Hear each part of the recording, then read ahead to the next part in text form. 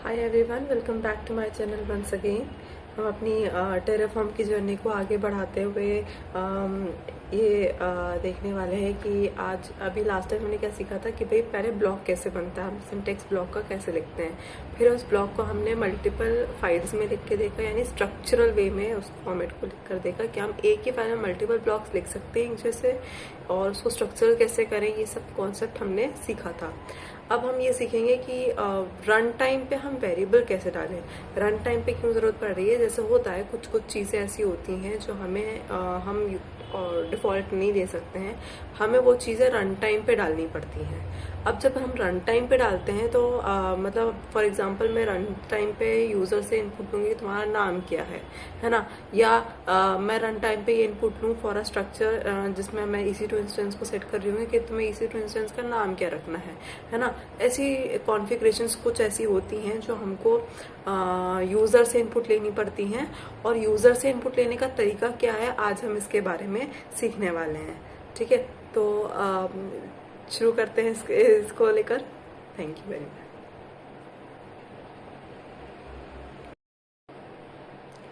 तो जैसे कि आप देख सकते हैं मेरी स्क्रीन पे सबसे पहले जो हमने जहाँ पे अपने फोल्डर्स रख रखे हैं टेराफॉर्म के, तो वहाँ पे हमारे पुराना जो फोल्डर था वो था मल्टीपल ब्लॉक वाला। अब हम जाएंगे एक नया फोल्डर हम क्रिएट करेंगे अपने टेराफॉर्म प्रोजेक्ट्स के लिए, जिसमें हम सारे ही प्रोजेक्ट्स और सारे ही डमी कोड्स वगैरह हम यहाँ पे रखने वाले हैं।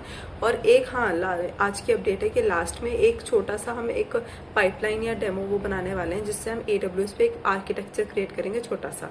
ठीक है, हाँ, तो अब आते हैं यहाँ पे हमने एक नया फोल्डर क्रिएट कर रही हूँ मैं, जिसका नाम देंगे हम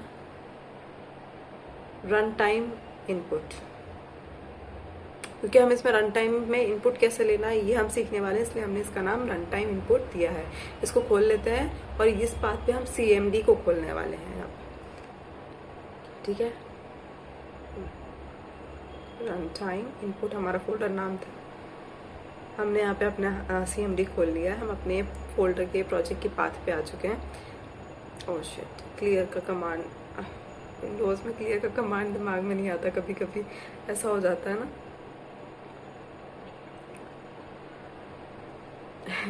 कोई बात नहीं, डोंट जज me, I am going to use this Google.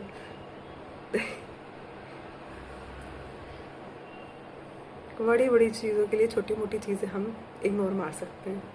हाँ, तो CLS है, ठीक है, ट्राई करके देख लो एक बारी। Yes, CLS is the command, आप भी याद रखना, मैं भी याद रखूँगी अब।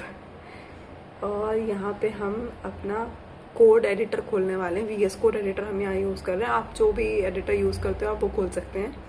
तो यहाँ पे मैं कोड डॉट एंटर कर देती हूँ ताकि VS एडिटर इसी पाथ पे खुले मेरा VS कोड। ये देखो, यहाँ पे मेरा VS कोड खुल चुका है और ये फोल्डर का नाम है रन टाइम इनपुट।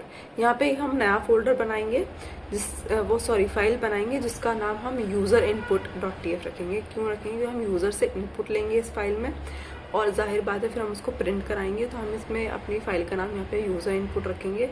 मैं एक काम करती हूँ, आपको इनपुट लेने का फॉर्मेट क्या होता है। अब इनपुट लेने के लिए ना हम वेरिएबल करके एक ब्लॉक होता है, प्री डिफाइन है, और उसमें टेराफॉर्म में ही प्री डिफाइन है, तो हम उसका इस्तेमाल यहाँ पे करते हैं। तो हम वेरिएबल यहाँ लिख देते हैं, वेरिएबल यूजर नेम। हमें यूजर नेम लेना है इनपुट, तो हम यूजर नेम, अब यूजर नेम की जगह आपको कुछ और नेम रखना हो, ये है वेरिएबल का एक्चुअली नेम जिसमें हम इनपुट को स्टोर करने वाले हैं। तो आप इसको चेंज भी कर सकते हो, जैसे आप यूजर नेम की जगह एम्प्लॉय कर सकते हो, आप यूजर नेम की जगह फैमिली नेम कर सकते हो, जो भी आपको वेरिएबल को रखना है आप वो कर सकते हो। तो देखिए मैंने यहाँ पे यूजर नेम को लिख दिया है, उसके बाद जो अपना आउटपुट का फॉर्मेट था वो, अब देखो डायरेक्टली अच्छा लगे थोड़ा सा स्ट्रिंग में हम डालेंगे इस चीज को, हेलो, और फिर हमारा जो यूजर नेम हम इनपुट देंगे वो आना चाहिए। वैसे मुझे सजेशन दे रहा है बहुत अच्छा, जो कि एक्चुअली इसका फॉर्मेट है, पर हम अभी उसको इग्नोर मारते हुए एक छोटी सी बेफिजूल की मिस्टेक करके देखेंगे कि हमें क्या आउटपुट आता है, क्योंकि हम एरर पढ़ना भी सिखाने वाले हैं यहाँ पे, है ना। एरर पढ़ना आना चाहिए छोटा मोटा। इसको करते हैं हम कॉपी, अब सबसे पहले बिना कुछ लिखे हमने क्या करा है, सिर्फ यूजर नेम इनपुट ले रहे हैं यूजर से। मैं लिख दूँ फॉर एग्जाम्पल, इनपुट आया देखो var यूजर नेम, सॉरी मैंने शायद चेंज सेव नहीं किया था फाइल में, ये कैसे आ गया, हाँ चेंज सेव नहीं किया है मैंने, ये मिस्टेक करने मत करिएगा, मैं इतना जो चेंजेस करें आप सेव करते रहें।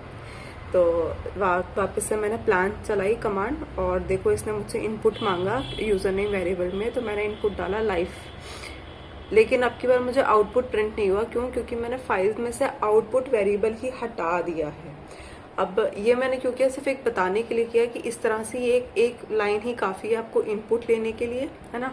अब हमें इसको प्रिंट कराना है, तो प्रिंट कराने का हम तरीके देखने वाले हैं।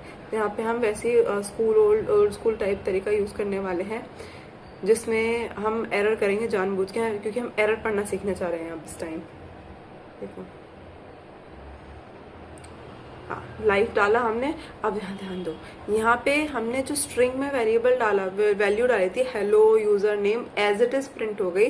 हेलो के आगे लाइफ जो यूजर ने इनपुट में डाला है वो प्रिंट नहीं हुआ, मतलब वो जो लाइफ यूजर ने डाला है वो हमारे उसमें आना चाहिए था, पर वहाँ नहीं आया, क्योंकि हमने उसे डबल कोट में कोट कर दिया, और वो उसे एज अ पूरी को स्ट्रिंग ले रहा है, वो उसे वेरिएबल की तरह ट्रीट नहीं कर रहा है।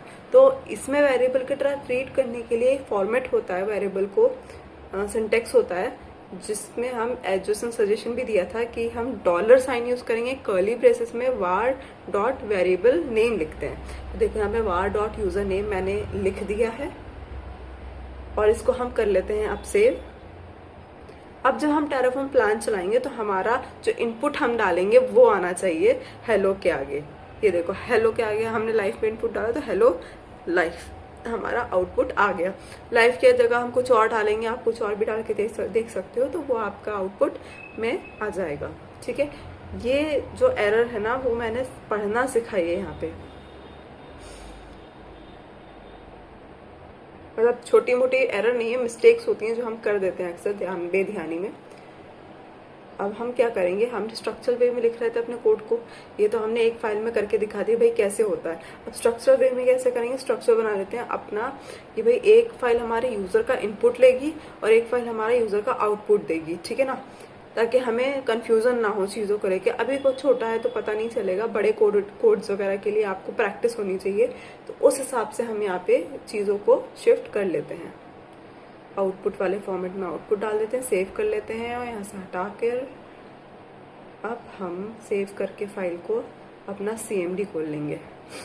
CMD देखो, हमने प्लान कमांड चलाई, हमने लाइफ डाला, तो उसमें फिर से वापस आ गया हेलो लाइफ। हम प्लान की जगह, हम लाइफ की जगह कुछ भी डाल सकते थे, वो आपकी मर्जी है। मैं डाल रही हूँ आजकल अभी लाइफ, तो मैं लाइफ आ रहा है। अब अपने को एक चीज देखनी है यहाँ पे, जस्ट अ सेकेंड। अगर हम कुछ भी वैल्यू नहीं डाले तो क्या होगा, तो जैसे अभी मैंने टेराफॉर्म प्लान करा, लेकिन मैंने एंटर वैल्यू नहीं करा, मैंने डायरेक्टली एंटर कर दिया, तो हेलो के आगे कुछ भी हमारा सिंटेक्स नहीं आया, कन्वर्टेड कोड्स में सिर्फ हेलो आया और ब्लैंक आया, ठीक है ना। अब ऐसा भी हो सकता है कभी कभी बाय मिस्टेक कि भाई कोई एक आध कॉन्फ़िगरेशन इंसान लिखना भूल गया हो, और कुछ कॉन्फ़िगरेशन अगर इंसान चेंज ना करे, लिखना भूल गया हो, या ऐसा कुछ सिनेरियो हो, तो एक डिफ़ॉल्ट कॉन्फ़िगरेशन जहां हम डाल सकते हैं आर्किटेक्चर को बनाने के लिए, वो हम वहाँ पे लिख दें, है ना। तो हम कैसे करेंगे इस चीज़ को, पहले तो हम हो सकता है जेनकिन से इस चीज़ को करना चाहें, तो जैसे पाइपलाइंस रन करती हैं, है ना, तो हम पाइपलाइन जब रन करेंगे तो हमारी कमांड में हम लिख डालेंगे अपना नाम। जैसे कि इस कमांड में प्लान के आगे -var लगाया, और var के आगे हमने कोट्स में यूजर नेम वेरिएबल था इक्वल्स फैमिली लाइफ फैमिली डाला। तो देखो ये डायरेक्ट, अब उसने हमसे इनपुट नहीं लिया, अब उसने हमसे डायरेक्टली प्रिंट आउट करा दिया कि हेलो लाइफ फैमिली। तो ये एक तरीका होता है जब हम जेनकिन्स या ऑटोमेटेड पाइपलाइंस यूज करते हैं, तो वहां पे रन टाइम पे इनपुट हो सकता है जेनकिन से इनपुट से टेक्स्ट बॉक्स से आ रहा हो, तो वहां से पिक करे और फिर यहाँ पे ऐसे प्रिंट करे। मैंने लाइफ हटा के फैमिली ट्राई किया, तो देखो ये डायनेमिकली फैमिली उठा रहा है। ये जेनकिन्स एनसिपल जैसी ऑटोमेटेड पाइपलाइंस के लिए, CI/CD पाइपलाइंस के लिए यूज होने वाला कमांड है हमारा, ठीक है।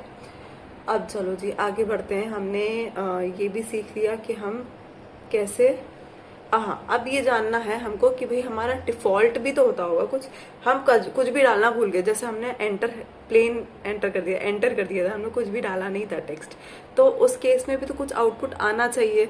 हम मान लो नहीं टेक्स्ट उसे नहीं डाल पाए, भूल गया इंसान रन टाइम में, या उसको रिक्वायरमेंट नहीं लगी, तो वहां पे डिफॉल्ट कुछ आना चाहिए था, है ना। तो अब देखो यहाँ पे हमने जब यहाँ पे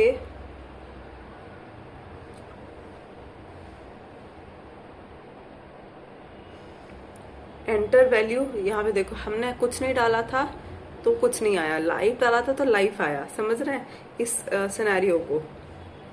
ये एक चीज हमको यहाँ पे ध्यान रखनी है। अब हम यही चीज देखने वाले हैं कि हम कुछ नहीं डालेंगे और हमने डिफॉल्ट की वैल्यू वर्ल्ड सेट करी है, याद रखिएगा फाइल में, तो हमें क्या होगा, ठीक है। तो हमने यहाँ करते हैं टेराफॉर्म प्लान डायरेक्टली। ये देखो उसने हमसे इनपुट नहीं लिया, पर उसे ये पता था कि भैया जो अगर इनपुट रन टाइम पे नहीं आया है मुझे, तो मुझे डिफॉल्ट वैल्यू उठानी है, उसने world as a default value उठा लिया। तो hello world was a default value. अब हम इसमें कुछ भी चेंजेस करना चाहें तो कमांड में पाइपलाइन के थ्रू हम भेज सकते हैं। अगर पाइपलाइन के थ्रू आपका चेंजेस नहीं आया है तो इसका मतलब वो डिफॉल्टली आपका डिफॉल्ट वैल्यू उठा लेगा, ठीक है। तो ये एक तरीका होता है डिफॉल्ट सिंटेक्स का यूज करने का। ये सिंटेक्स होता है एक, मतलब कहीं ना कहीं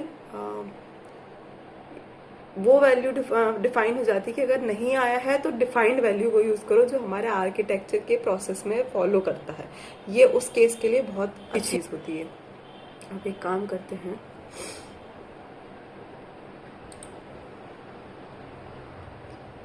that's it for the video. Thank you very much. Bye bye.